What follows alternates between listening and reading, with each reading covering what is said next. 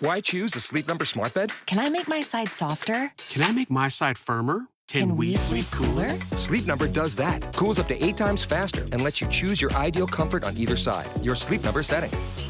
It's the Sleep Number Everything Smart Bed sale. Every smart bed and base are on sale during our Memorial Day event. Up to 50% off, plus free home delivery. Limited time. Exclusively at a Sleep Number store near you. Learn more at sleepnumber.com.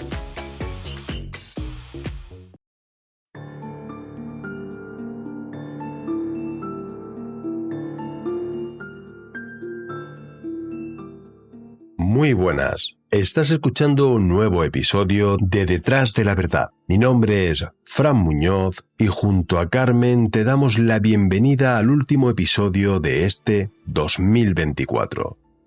Como siempre, antes de comenzar, queremos dar las gracias a nuestros productores por la ayuda tan importante que brindan para que este podcast pueda seguir existiendo. Si te gusta este proyecto, recuerda que puedes colaborar y aportar tu granito de arena como productor. En la descripción del episodio te dejo las vías para que puedas colaborar. Recuerda que es muy importante para nosotros que nos des un me gusta, que nos dejes un comentario y sobre todo que compartas nuestros episodios con tus amigos. Es la única manera que tenemos para que las diferentes plataformas nos den más visibilidad y a título personal, conocer qué episodio te gusta más. Muchas gracias por tu confianza. En el episodio de hoy, nos trasladamos hasta Logrosán, un pequeño municipio extremeño de la provincia de Cáceres con apenas 2.000 habitantes, que se encuentra situado en el límite con la provincia de Badajoz.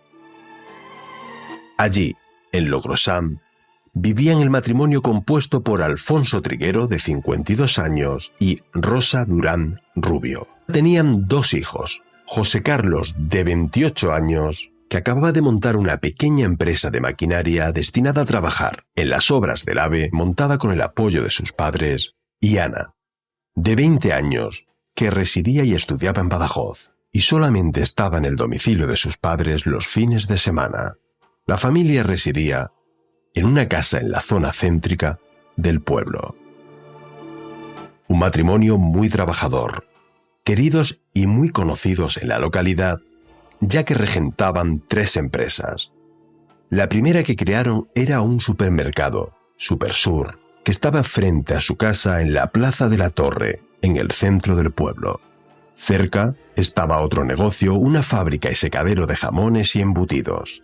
Y en las afueras de la localidad, junto al cuartel de la Guardia Civil, un ambicioso negocio, un restaurante llamado El Cortijo del Jamón, con una terraza de verano, El Rinconcito, y una tienda de venta de productos extremeños. Por aquel restaurante habían recibido recientemente un premio de la Junta de Extremadura. Premio a Empresa Ámbito Rural, aunque ya lo sabrán porque he dicho que es de Logrosán, restaurante asador El Cortijo del Jamón. Recoge Rosa Durán Rubio. Dar las gracias a todos, a mi familia, a mis obreros, a mi ayudante, mi agente y un poco a todo el mundo que me ha ayudado. Muy agradecidos, contentos y creo que es un impulso para seguir adelante, un reconocimiento importante. El 13 de febrero del 2011, como cada domingo por la tarde, su hija Ana, tras pasar el fin de semana con su familia, se marcha a Badajoz. Será la última vez que verá con vida a su padre. Unas horas más tarde, a las 3 de la madrugada del lunes 14, Día de los Enamorados, un atronador disparo retumba en el silencio de la noche en la casa de la familia Triguero Durán. Alfonso, el progenitor, recibió un disparo mientras dormía en su costado derecho que en horas acabaría con su vida. Lowe's sabe que ahora más que nunca buscas el precio más bajo. Por eso, cuenta con nuestra garantía de precios bajos para obtener lo que necesitas a precios competitivos para tus proyectos. Y si encuentras un artículo igual a un precio más bajo que califica, te lo igualaremos. Lowe's, nosotros ayudamos, tú ahorras. Igualación de precio aplica al artículo igual con un precio actual en tiendas calificadas. Aplican términos y exclusiones. Detalles en lowes.com/garantía precios bajos.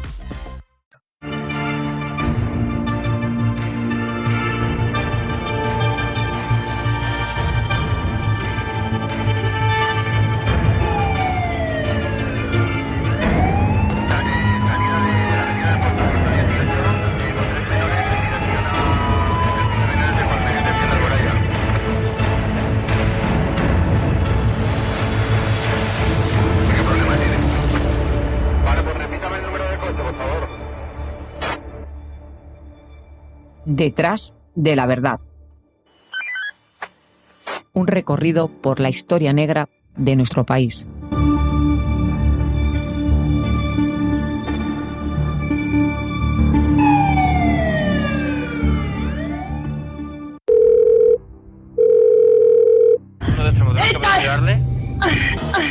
Hola, buenas noches. ¿Qué le ocurre?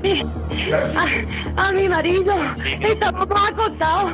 Le han pegado un tiro. ¿Cómo? Que a mi marido le han pegado un tiro. Señora, ¿quién le ha pegado? Por favor. Señora, escúcheme, ¿quién le ha pegado un tiro? Ay, que no, que creo que a la puerta de la calle. Señora, la puerta abierta, la puerta de la calle. Señora, ¿de qué localidad me llama usted? ¿De qué pueblo? Desde Logrosán. Ay, Logrosán, escúcheme una cosa. Entra para adentro. Ve a ver a papá. Ve a ver a papá. Señora, dígame la calle, señora, dígame la calle.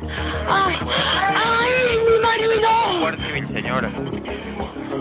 Señora. No te muevas. Señora. No te muevas. Por favor. Espera, José Carlos. No te muevas. No te muevas, no te muevas. No te muevas. La llamada se efectuó a las 3:09 del 14 de febrero de 2011. La Guardia Civil y los servicios sanitarios se dirigen al domicilio. A la llegada de los agentes, son recibidos por Rosa y su hijo José Carlos con un gran estado de excitación. Ambos necesitan ser medicados. En la planta superior, los servicios sanitarios estaban atendiendo a Alfonso, que estaba gravemente herido con un disparo en su tórax. La escopeta con la que se había efectuado el disparo estaba en el suelo del dormitorio. A pesar de la gravedad de la herida, Alfonso balbuceaba algo, pero resultaba imposible entenderle. Fue trasladado por los servicios sanitarios al centro de salud y desde allí al hospital de Cáceres. Falleció a las 5 de la mañana al poco de salir de Logrosán. La familia relató a los agentes que un intruso había entrado a robar en la casa y había disparado a su padre mientras dormían. Rosa y su hijo José Carlos se despertaron por el disparo. Este último, al salir de su habitación, vio la escopeta en el suelo, regresa a su habitación en busca de otra arma que tenía y bajó a la planta de abajo en persecución del intruso.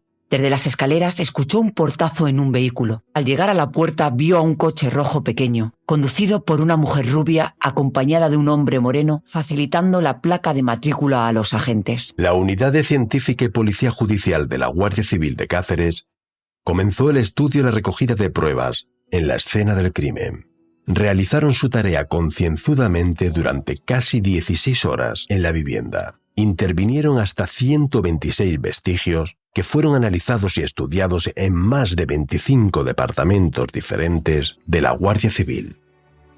Los agentes realizan pruebas biológicas de ADN, químicas de restos de pólvora, acústicas con el estudio de la llamada efectuada al 112, balísticas y de reconstrucción infográfica, entre otras. La puerta y ventanas del domicilio no estaban forzadas. La familia solamente echaba en falta un sobre con 4.500 euros, pero el supuesto robo choca a la Guardia Civil desde un principio, ya que la vivienda no presentaba el desorden habitual que tiene una vivienda donde han robado. Los cajones están abiertos solo unos pocos centímetros y registrados superficialmente. Todos los objetos de valor están en la vivienda. Las únicas huellas que los agentes encontraron en el mueble donde estaba el dinero eran de Rosa y no consiguieron encontrar ninguna evidencia de que hubieran sido manipulados con guantes. El arma utilizada para el crimen era una escopeta del calibre 12 de la marca Benelli, una escopeta antigua pero muy eficaz, propiedad de Alberto, el novio de la hija del fallecido, que se le había prestado el día anterior a su cuñado José Carlos para acudir a una cacería. En Logrosán, el 90% de los varones tenían licencia para este tipo de arma. La funda del arma es encontrada en el baño de la planta de arriba junto a las habitaciones y la munición del arma en la cocina. Resulta muy inverosímil para la investigación que un ladrón entrara en la casa sin forzar ningún tipo de entrada, que conociera el lugar exacto donde estaba el arma y la munición, que sustrajera solamente el sobre con el dinero y que ya con este en su poder, y antes de abandonar la casa, subiera a la planta de arriba para asesinar a Alfonso. El vehículo que José Carlos había visto la noche de autos es localizado al día siguiente en una localidad próxima de Badajoz, a 35 kilómetros de Logrosán. Se trataba de un Hyundai Atos. La pareja que iba en el coche no tenía nada que ver con el crimen cometido y fueron descartados por los agentes de la Benemérita. Se trataba de una mujer casada que venía de celebrar las vísperas del Día de los Enamorados con su amante. ¿Qué recuerdo aquella noche? Pues, ¿qué quieres que te diga? Que vas pasando por una calle que tú no sabes ni por dónde vas pasando, y resulta de que te acusan. Hombre, te acusan. Te señalan como sospechosa. José Carlos dio vuestra matrícula. ¿Él sabrá por qué dio nuestra matrícula? Pues porque nos vería de pasar el señor. ¿Conocen a esa familia? Nosotros no conocemos a nadie. Y de Logrosán es que no conozco a nadie. O sea, ¿usted cree que fue casualidad? Oh, hombre, por supuestísimo que sí. Vosotros no sabéis ni os podéis imaginar lo mal que se siente una persona que no sabe por dónde ha venido aquello, y un montón de guardias civiles sin saber por dónde, ni de cómo, ni de qué manera, estuvieron viendo mi coche todo por dentro. A mí me llevó la Guardia Civil al cuartel. La prueba de la pólvora. Sí, todo. Eso fue un desastre, así de claro lo digo. Petra, porque además usted esa noche no estaba con su marido, estaba con el que ahora es su pareja. Exactamente, sí. Y bien orgullosa que estoy de ello, Las primeras sospechas recayeron en el titular del arma homicida, Alberto, el novio de su hija, ya que el fallecido no veía con buenos ojos la relación de ella con el joven. Los investigadores se encontraron con algunas contradicciones en la declaración de madre e hijo mientras reconstruían lo que habían hecho después del disparo. En este caso, es la primera vez que la Guardia Civil usó un programa informático novedoso en aquella época de infografía para la reconstrucción de los hechos. Las versiones que tenían de la noche de los hechos, la que tenía Rosa y la que tenía José Carlos, lo que hacíamos nosotros era intentar buscar los puntos de encuentro y las diferencias y ver qué es lo que no cuadraba, si es que no cuadraba algo. Y efectivamente la versión de Rosa con la de José Carlos, había momentos en los que no se sabía qué estaba haciendo quién, porque no cuadraba ninguna de las versiones. De hecho, se utilizó para aquella época un programa novedoso, que era una reconstrucción por infografía forense. Y a la hora de confrontarlas unas con otras, no eran exactas en cuestiones muy relevantes, como por ejemplo que se hizo justo después de que esa presunta persona entrase y disparase a Alfonso. Esto nos hacía pensar que había algo más allá que querían ocultar. Rosa llegó al domicilio después de terminar su jornada de trabajo en el restaurante sobre las 11:30 de la noche. Alrededor de la 1 de la madrugada, ella y su hijo suben a dormir. Sobre las 3 de la mañana, cuando estaban durmiendo junto a su marido, se despertó por el estruendo del disparo. Manifestó que no pudo ver al autor del disparo ya que estaban en penumbra y el fogonazo de la escopeta le deslumbró. Si estaba durmiendo, era imposible el deslumbramiento que describió. Tras las primeras declaraciones, es bastante significativo, por ejemplo, que José Carlos, en vez de asistir en un primer momento a su padre herido, cargara la escopeta para perseguir al supuesto agresor. De las primeras hipótesis que se barajaron como móvil del asesinato, el robo estaba prácticamente descartado. Al investigar la situación financiera del matrimonio, los agentes encontraron que no era tan boyante como aparentaba. Habían hecho un fuerte desembolso, por ejemplo, para impulsar la empresa de su hijo José Carlos, y habían pedido varios préstamos, aunque tampoco eran unas deudas tan importantes, ya que sus empresas generaban beneficios. A pesar de ello, se especuló como hipótesis la contratación de un sicario para acabar con Alfonso, por ejemplo, por alguna deuda que tuviera pendiente. Pero era absurdo que un sicario acudiera sin su arma y utilizara la escopeta que estaba en la casa. También se planteó la hipótesis del suicidio, que la familia estuviera encubriéndolo para poder cobrar la indemnización de un seguro que recientemente había contratado Alfonso. Pero tras el estudio de la trayectoria del disparo, era totalmente imposible el suicidio. Además, la cantidad del seguro de vida era irrisoria, apenas 30.000 euros. Los investigadores tenían pruebas de que Rosa no estaba acostada con su marido en el momento de efectuarse el disparo. Había restos de pólvora en el lado de la cama donde supuestamente dormía ella, mientras que su pijama estaba totalmente limpio. Entonces ella cambió su primera versión. Contó que por problemas de circulación dormía en una colchoneta en el suelo y que no lo había contado en un primer momento por vergüenza, pero dicha colchoneta nunca fue encontrada en el domicilio. José Carlos declaró ante la Guardia Civil que tal vez no se percataron de la irrupción del asesino porque habían sido narcotizados. Él y su madre notaron un sabor amargo en el colacao que ella preparó antes de dormir. Otro dato importante es el perro que la familia tenía en la vivienda, el mismo que puedes escuchar de fondo cuando se efectúa la llamada al 112. Sorprende que el can no hubiera ladrado ante la presencia de un intruso.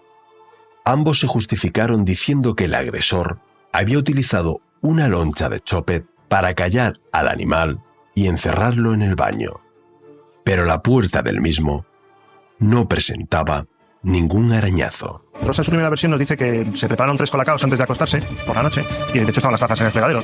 Las tazas fueron recuperadas y se hizo un análisis de tóxicos porque dijeron que había la posibilidad de que para facilitar la maniobra del sicario les hubieran adormecido. Efectivamente se llevó a cabo un análisis y no se obtuvo ningún tipo de droga estupefaciente ni tóxico en ellas. Otro de los episodios bastante curiosos de este caso que llaman bastante la atención es que la persona presunta que entró a robarles y matar a Alfonso, o solamente matar a Alfonso, también pasó por la cocina porque tenían un Yorkshire Terrier, que era un perro chiquitín, y pasó por la cocina a cortarle un poco de fiambre al perro antes de encerrarlo en el baño de la planta de abajo.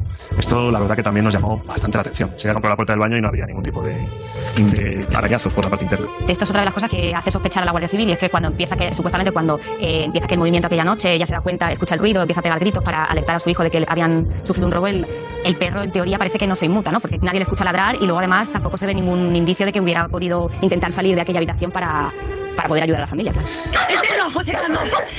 En el transcurso de la investigación, los agentes se encontraron con un esposo infiel. En su teléfono encontraron fotos de chicas jóvenes y solía frecuentar en Madrid ciertos locales de alterne, por lo que se baraja que podría haber sido un crimen cometido por celos.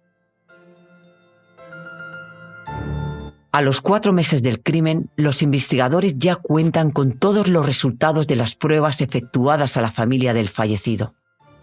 La prueba de restos de pólvora dio resultado negativo en las muestras de Rosa y del novio de la hija y propietario del arma homicida. No fue así en el caso de José Carlos, que dio positivo con presencia de restos de pólvora en el pijama y en su mano.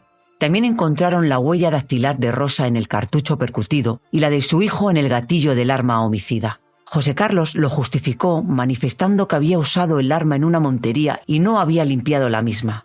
Pero según su versión y la de otros testigos, entre ellos su hermana, cogieron el rifle aquel día y no se encontró otro ADN o huella dactilar que no fuera la de José Carlos. Usó el mismo argumento para justificar los residuos de disparo que tenía en la ropa y en sus manos. Contó que solía ponerse el pijama bajo la camisa y el pantalón cuando iba a cazar. Sin embargo, varias fotografías publicadas por la Asociación Extremeña Monteros Batue permitieron demostrar en el juicio que debajo de aquellas prendas no llevaba ningún pijama. El acusado intentó otra excusa. Igual me llené de pólvora al tocar a mi padre para taponarle la herida mientras llegaba la ambulancia, pero los peritos descartaron esta posibilidad rápidamente porque ni el joven ni su madre se mancharon de sangre a pesar de que fue abundante. Madre e hijo mantenían firmemente su inocencia en todos los interrogatorios ante la Guardia Civil. El juzgado ordenó el ingreso en prisión preventiva a la espera de juicio para ambos, pero solo estuvieron un corto espacio de tiempo, ya que a los pocos meses se decretó su libertad a la espera de juicio tras el pago de una fianza. Fue en ese momento cuando José Carlos ingresa en prisión, la única vez que se vino abajo e intentó sembrar dudas sobre su madre. Llegó a declarar: allí estábamos 2 personas y no he sido yo, no me voy a comer ese marrón. Yo dije que había sido un robo porque mi madre me dijo que había entrado alguien en casa. Pero visto lo visto, pudo hacerlo mi madre. El joven también contradijo la declaración de su madre que describía la relación con su marido como la de un matrimonio ejemplar. José Carlos sugirió que su madre podía haber acabado con su padre por celos, Mi madre era muy celosa y mi padre frecuentaba lugares de alterne. Además, le había visto alguna foto de mujeres jóvenes en el móvil. El 22 de septiembre del 2014, comenzó el juicio por el asesinato de Alfonso Triguero. En el mismo comparece citada como testigo la doctora de Rosa, que supuestamente le había recomendado dormir en la colchoneta en el suelo, según lo manifestado por la acusada, negando la doctora en todo momento que lo prescribiera. En esa línea de investigación fue llamada también a declarar la chica del servicio de la familia Triguero Durán, que tampoco conocía que Rosa durmiera en el suelo, ni había visto nunca ninguna colchoneta en el domicilio. En otra de las vistas, compareció un sobrino de Alfonso, manifestando ante la audiencia que José Carlos y su padre, aparentemente de cara al público, se llevaban bien, pero que no podían estar juntos porque chocaban mucho en el carácter, describiendo el carácter de José Carlos como fuerte y algo agresivo. ¿Has sospechado en algún momento de su madre? Yo he hecho, que la haya hecho ella. No, yo no soy ella para decir si la ha hecho o no la ha hecho. Yo le puedo decir que yo no he hecho nada. No era su madre celosa. Aunque mis ojos no. Le había pedido su padre en alguna ocasión la separación a su madre, le había pedido que arreglara los papeles, no se daba. Que tuviera mi conocimiento. No.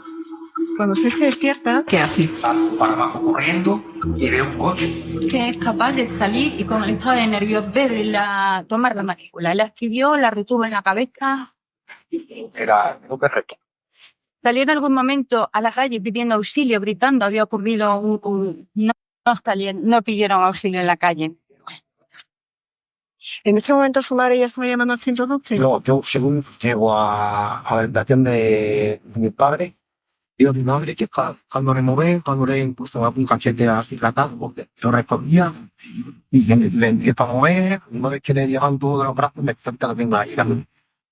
¿Qué parte del cuerpo te costas? Porque pues varios, y yo estoy incorporado, y avancé por un lado, me tiró al otro lado. ¿Y en ningún momento se mancha usted de sangre? Pero la herida la oí toda. ¿No es cierto que usted se puso de acuerdo con su madre para matar a su padre este día? No. En cuanto a la relación entre su tío y Rosa, manifestó que públicamente guardaban las apariencias, pero que ésta no era buena. Definió a Rosa como una mujer muy fría, calculadora y muy manipuladora. Tienen enfrente a una madre, a la labor existente, que en ningún momento ha reconocido participable del conocimiento del asesinato de su marido, y de la que ustedes tienen que pensar simplemente y también una cosa. ¿Y no lo hay? Sí. ¿Dónde dormía usted?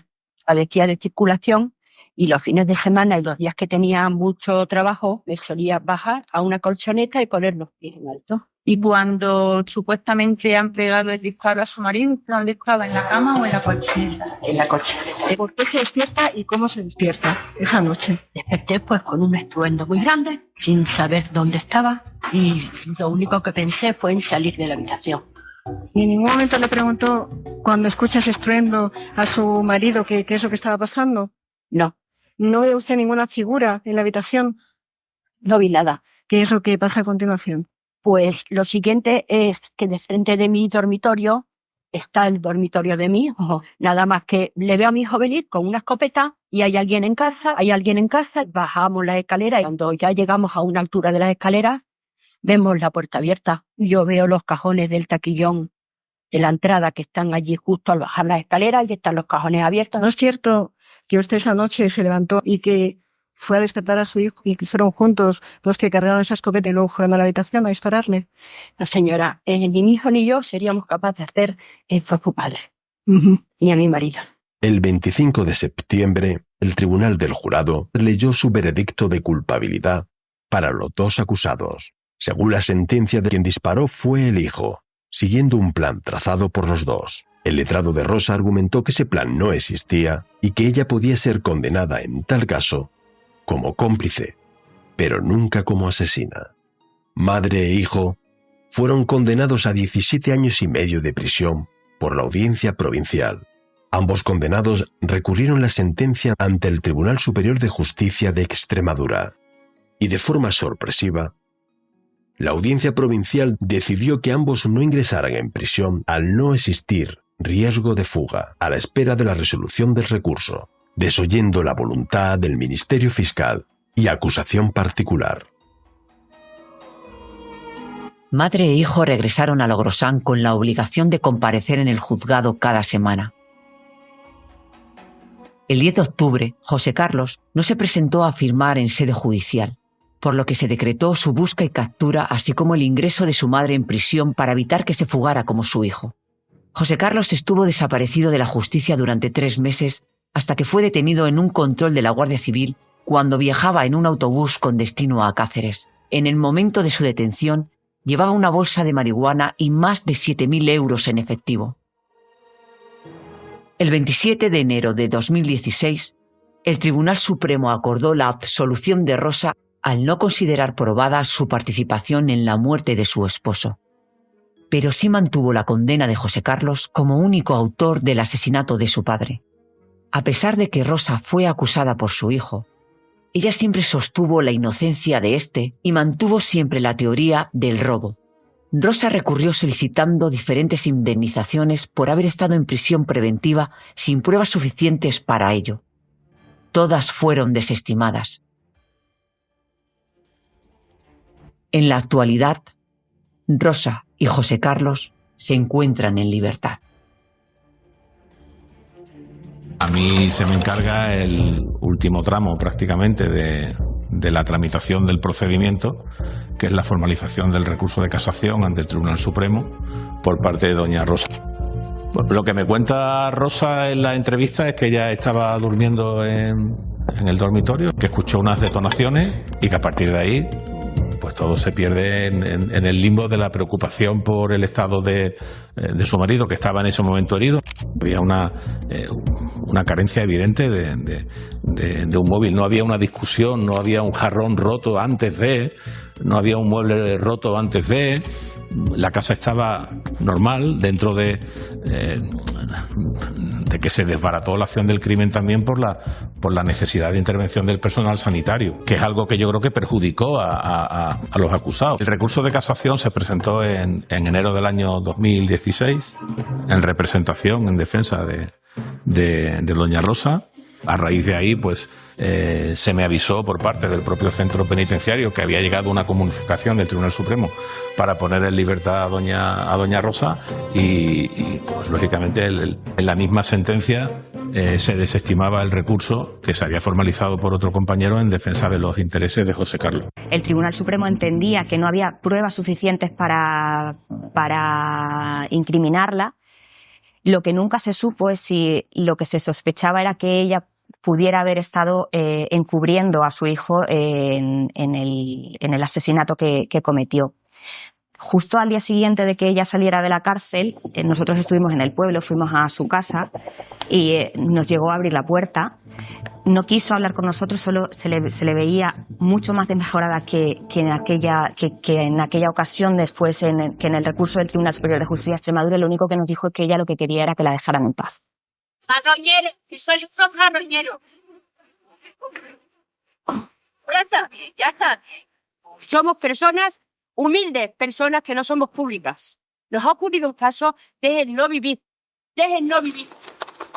En muchos años de experiencia como letrado penalista, es la primera vez que una sentencia de este tipo no provoca una gran alegría en la persona que se ve beneficiada, porque ella era consciente de que se había estimado su recurso, pero había sido desestimado el de su hijo, y ella mantenía también la inocencia de su hijo. Por tanto, tenía una sensación, yo no diría ni siquiera que agridulce, no estaba al 50%, era mucho más agria que dulce. Ella inmediatamente puesta en libertad, es una sentencia contra la que no cabe recurso ordinario, y por tanto, a partir de ese momento, ante los ojos de la justicia democrática en España, es una persona inocente. En ese trámite, y formalizamos un recurso de queja que fue estimado por el juez de vigilancia penitenciaria y en consecuencia pasó a estar en tercer grado penitenciario y en la actualidad se encuentra en libertad y lógicamente pues con todos los beneplácitos de la administración penitenciaria y de la administración de justicia penitenciaria. Hay una cosa que ha llamado siempre la atención, y es que aunque él cambió su versión y llegó a incluso a inculpar a su madre, porque él decía que si allí había 2 personas y él no había sido, pues no quedaba otra que fuera su madre, ella sí que siempre le defendió a él. Siempre sostuvo que aquello había sido un robo y que su hijo no había podido nunca matar a su padre. Hasta aquí el episodio de hoy, dedicado a Alfonso Triguero, a su familia y a sus amigos. Un hombre querido y apreciado por sus vecinos, que perdió la vida a manos de su propio hijo. Su esposa quedó exonerada de toda culpabilidad. A pesar de ello, los vecinos de Logrosán condenaron a Rosa. Parece que camina hasta con más orgullo. La Rosa se entera orgullosa. No la comprendo. Que ahora parece que camina con más orgullo que antes cuando tenía el marido. ¿Y por qué cree usted que lo hace? Ay, yo qué sé. ¿O será de que se ha desenredado de él? ¿Qué cree que ocurrió aquella noche? Porque le mataron la madre, el hijo y la madre. Entonces, durmiendo y le dieron una cosa para que se durmiera y luego le dieron un tiro y se quedó librito. Lo que le hicieron no se lo merecía, eso por supuesto. Exactamente le mataron el día de San Valentín, que no me se olvidará. Fueron los dos. Los pueblos son así. Si una persona va a la cárcel y además, no sé cómo decirle, hay pruebas muy evidentes de que estaba allí, de que estaba en el sitio, de que estaba con su hijo, de que estaba, vamos, que estaba. Entonces hay muchas personas que no lo entienden. Aurelio Blanco, el fiscal superior de Extremadura, lo tenía muy claro. El Supremo considera que no está aprobada que Rosa colaborase. Eso es. ¿Está de acuerdo? Personalmente no puedo hacer ninguna valoración, estoy de acuerdo. Como fiscal estoy de acuerdo. Como fiscal está de acuerdo. Sí. Pero yo, por supuesto, como persona tengo mi propia valoración del hecho. Y no lo está. Pero no puedo hacerla aquí. Yo tengo que atenerme a lo que dice la sentencia del Tribunal Supremo. El Tribunal Supremo dice que es inocente y para mí es inocente. ¿Cree que el asesino de Alfonso está en prisión? Creo que sí. Por lo menos uno. Muchas gracias por tu confianza. Muchas gracias por dedicarnos algo tan preciado como es tu tiempo. Si te gusta nuestro trabajo, no olvides enviarle este podcast a tus amigos. Antes de finalizar, quiero mandar un fuerte abrazo a todos y todas los integrantes del grupo de Telegram. Y por supuesto, dar las gracias a Carmen por su inestimable apoyo. Os deseamos que tengáis felices fiestas, que tengáis una feliz salida de año, no sin antes emplazarte al primer lunes del próximo año. Y recuerda, no te olvides de intentar ser feliz.